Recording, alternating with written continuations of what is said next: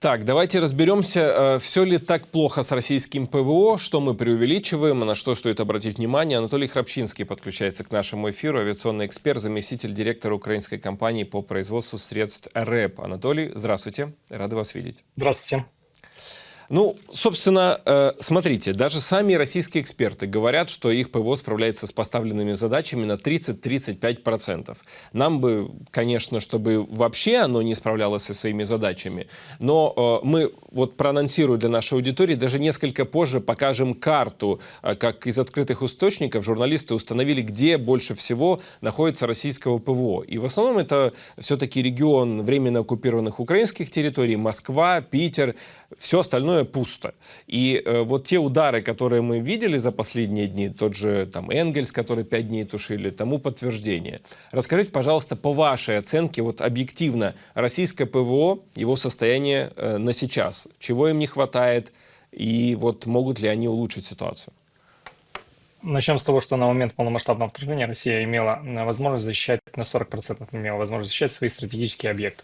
То есть мы говорим на то, что они вступали уже в боевые действия с ограниченными возможностями по поводу защиты своего воздушного пространства. Снова-таки нужно понимать, что основным критерием защиты Россия предусматривала использование красной кнопки, то есть это ядерный зонтик, который, по мнению их, должен был пугать весь мир, и ни в коем случае никто не мог бы на них напасть, если у них есть ядерное вооружение. Поэтому именно они и перетягивали большое количество средств противовоздушной обороны на временно оккупированную территорию для того, чтобы можно было защитить воздушное пространство и при этом продвигаться дальше. То есть, чтобы уменьшить возможности нашей авиации для работы по их объектам. Поэтому, в принципе, мы и видим постоянные сводки, когда слышим о том, что большое количество средств противовоздушной обороны, в прошлом году и за прошлый и позапрошлый год только порядка 7 систем С-400 было уничтожено в Крыму.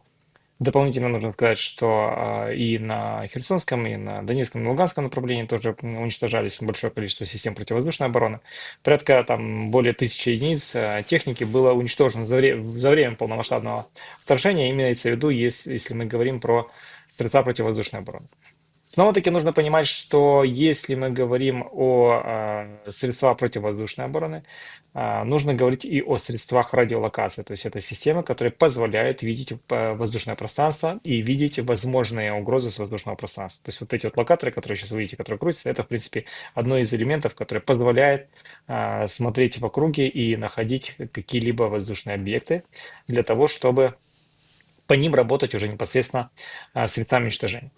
И эти средства тоже были уничтожены довольно-таки в большом количестве. Давайте вспомним там удары по небу НРЛС, там еще какие-то там системы, подлеты. То есть вот это все то, что в принципе помогало защищать Российской Федерации. И при всем этом нужно акцентировать внимание, что большинство этих комплексов были настроены на противодействие непосредственно крылатым ракетам, авиации и, допустим, там отчасти каким-либо баллистическим ракетам.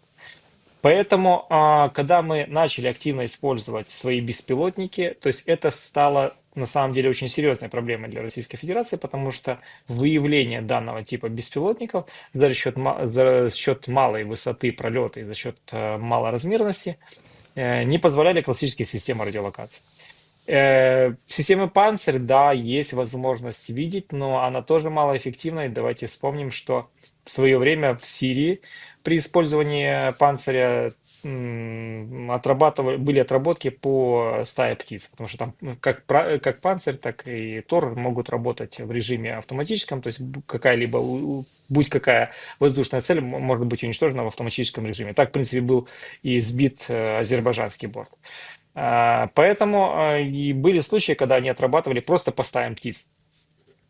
И вот по факту, что мы получаем? По факту мы получаем то, что в принципе Россия большое количество средств противовоздушной обороны передислоцировала на временно оккупированную территорию, на временно оккупированный Крым, где это все утилизируется активно.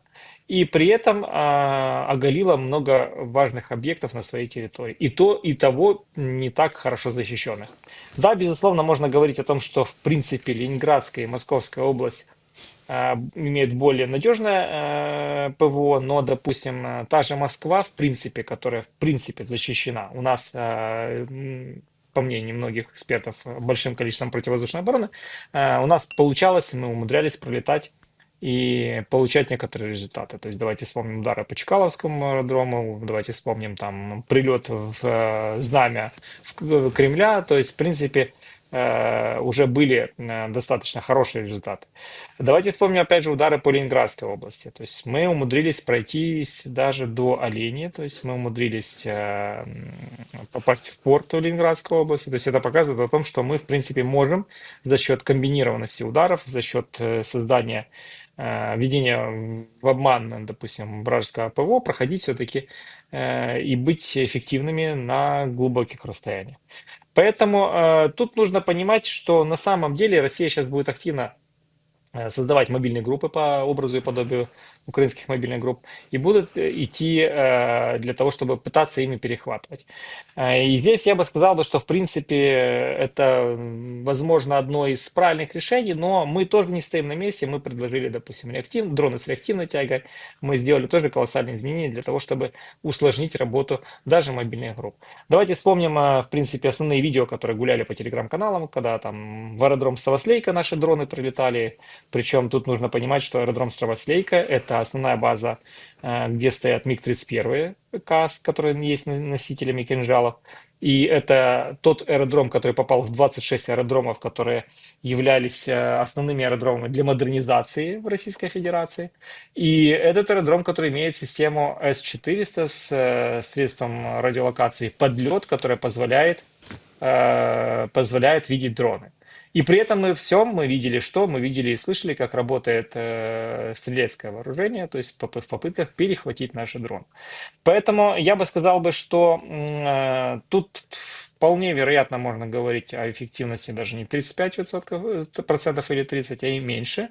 И опять же, с учетом связанных рук, с отсутствием большого количества средств противовоздушной обороны, которые в свое время Россия перевезла на территорию временно оккупированной Украины. Коллеги, я попрошу вот показать вас на экране все-таки вот эти кадры с радиусом действия российского ПВО, куда они сейчас переместили. Вот обратите внимание, пожалуйста, друзья, да, речь идет сверху, это Ленинградская область, Москва, но это уже такой, скажем, это уже съемки отдаленных регионов России. Да, вот здесь четко видно временно оккупированная территория Украины, Крым, Москва, Питер. Все. Все остальное находится как будто бы незащищенным. Анатолий, вот к вам вопрос. Можно ли в будущем ожидать, что Поляныця наша, Рута, Пекла, другие, собственно, ракеты, которые анонсируются, будут попадать в эти незащищенные регионы? И самое главное, достаточно ли там целей для ударов? Или россияне все переместили также, исходя из того, на какие возможности у них есть? Им сложно будет переместить, допустим, производство ракет класса Х-101, Х-555, потому что это подмосковное Королево, это тактическое ракетное вооружение. Тут нужно понимать еще одно очень ключевой элемент, что в свое время с приходом Путина он подтянул всю свою семью и все свои знакомых для того, чтобы объединить некоторые, даже военные секторы, то есть именно производство военного вооружения, объединить и отдать близким для себя людям. Почему мы слышим про самолеты Сухого, новые самолеты Сухого, там разработки были в свое время, там, с 2008 года активно, но при этом прекратился выпуск самолетов МиГ, потому что, в принципе, на тот момент лоббировался больше Сухой и решили просто пожертвовать МиГом для того, чтобы, скажем так, управление этими ресурсами было за счет близких для Путина людей. И я бы сказал, что убивая конкурентов, оставляя основные производственные возможности, они убили возможность сделать, допустим, перемещение каких-либо производственных возможностей и сократили свои возможности по поводу выработки производства какого-либо вооружения, поэтому и стали с завязанными руками, когда Украина нанесла удары по Таганрогу, по заводу Бериева, они потеряли возможность восстановить самолеты класса А-50, А-100. Потеряли возможность создавать большое количество комплектующих для самолетов Ту-95МС, которые используются для нанесения ударов по территории Украины. Снова-таки давайте вспомним, что сейчас вот недавно были удары по заводу в Казани. То есть это завод, который занимается ремонтом и обслуживанием самолетов Ту-22М3 и Ту-160. То есть здесь мы говорим о том, что это произведет в дальнейшем к уменьшению возможности эксплуатации данного типа самолетов. Почему? Потому что не будет возможности заменить некоторые детали, которые имеют малую наработку часов. То есть мы говорим о том, что они там должны периодически меняться вследствие уменьшающегося ресурса, так бы сказать. И поэтому, то есть, это будет приводить к тому, что вот как крайне массированный обстрел со стороны Российской Федерации происходил за счет малого количества самолетов Ту-95, которые поднялись в воздушное пространство. При этом Россия активно начала поднимать самолеты Ту-22М3. И тут же снова-таки хочу сказать, что давайте вспомним удар по Энгельсу, по складу горючих материалов. Тут я бы сказал, что порядка, там зафиксировано было уничтожение порядка 800 тысяч тонн керосина авиационного. А для понимания, допустим, такое количество топлива группа с 21 самолета могла бы сделать 900 вылетов боевых, таких, как она делает, когда хочет обстрелять Украину. То есть, в принципе, это большие потери для Российской Федерации. И снова-таки нужно говорить о потерях непосредственно в производственных возможностях для того, чтобы Россия не могла производить даже некоторые добавки к топливу, которые приведут к остановке авиации. Анатолий, хочу в завершении у вас спросить о том, что производит российский концерн «Калашников». Собственно, новый дрон «Камикадзе» они вроде как создали, называется он Куб-2Э. В двух версиях об этом пропагандисты российские сообщают. Речь идет о управляемых баражирующих боеприпасах малого-среднего классов. Официально их представят во время международной выставки вооружений и оборонных технологий IDEX 2025, которая будет происходить с 17 по 21 февраля в Абу-Даби, то есть в следующем месяце. Кстати, у нас есть видео уже, как подобный дрон мы сбиваем, можем его показать во время вашего ответа. Хочу вас попросить прокомментировать, насколько эти дроны опасны и, собственно, что с ними делать. Ну, снова-таки, даже по внешнему виду мы можем говорить о том, что это очень схожий с ланцетом дрон. И я бы сказал, что в принципе, если мы говорим о данном типе беспилотников, тут нужно понимать, что Россия недалеко ушла от Советского Союза в плане производственных возможностей. То есть, когда, допустим, разрабатывался какой-либо двигатель авиационный, какой-либо там, допустим, самолет, и потом, в принципе, большинство этих вот изделий могли выпускаться на разных производственных возможностях на территории Советского Союза. Ну, понятно, что если мы говорим там глобальную сборку, то это уже непосредственно там на определенных местах. Тут просто я к чему веду? К тому, что, в принципе, мы видим технологии, которые использовались в Ланцете, они ввели еще и на производство непосредственно в Калашникове. То есть Калашников начал производство таких же дронов. О чем это говорит? О том, что, в принципе, Россия ставит и дальше ставку на беспилотники. И я бы сказал, что есть у нее возможность масштабировать производство. Недавний удар по Смоленску все-таки больше связан с ограничением возможностей по производству беспилотников на территории Российской Федерации.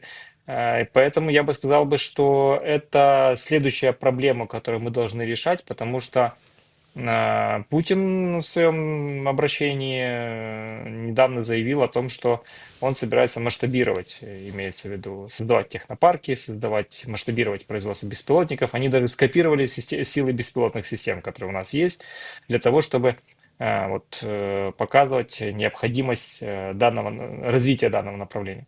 И тут нужно понять, что в данное направление приходит молодежь, которая родилась при Путине, которая кроме Путина, там, Медведева один раз, президентов больше не видела. Некоторая молодежь российская уже умерла при Путине, даже успела родиться и умереть при Путине. Но при этом я бы сказал, что вот та молодежь, которая идет работать на эти предприятия, она может использовать то, что сейчас есть в открытом доступе. То есть очень большое количество информации, потому что вот когда мне часто говорят, что вот я в эфирах могу рассказывать какие-то очень тайны, я всегда говорю, пожалуйста, сходите в книжный магазин и посмотрите, что стоит на полках. То есть практически все то, о чем мы говорим, уже написано, опубликовано и давно говорится. Поэтому как китайцы, допустим, использовали научные работы американских институтов для создания своих каких-либо устройств, также и Россия может использовать очень много разной литературы и делать реверс-инженеринг, то, в принципе, чем занимался Советский Союз в свое время, это копировать технологии и создавать уже у себя. Поэтому это и есть проблема, и ее нужно решать по принципу того, что уничтожать какие-либо возможности по производству и масштабированию вот таких дронов на территории Российской Федерации. В данном случае, снова-таки, нужно сказать о том, чтобы неплохо было бы, если бы пару добрых дронов залетело бы в концерн Калашникова. 100%. Ну да, учитывая то, как удачно нам удается попадать в Казани, собственно, в заводы по производству тех же дронов типа «Шахед». Думаю, все впереди. Спасибо большое. Анатолий Храпчинский был в эфире «Украина сегодня», авиационный эксперт, заместитель директора украинской компании по производству средств РЭП. Благодарю вас еще раз. Друзья, не забудьте поставить лайк этому выпуску и обязательно написать комментарий. До свидания.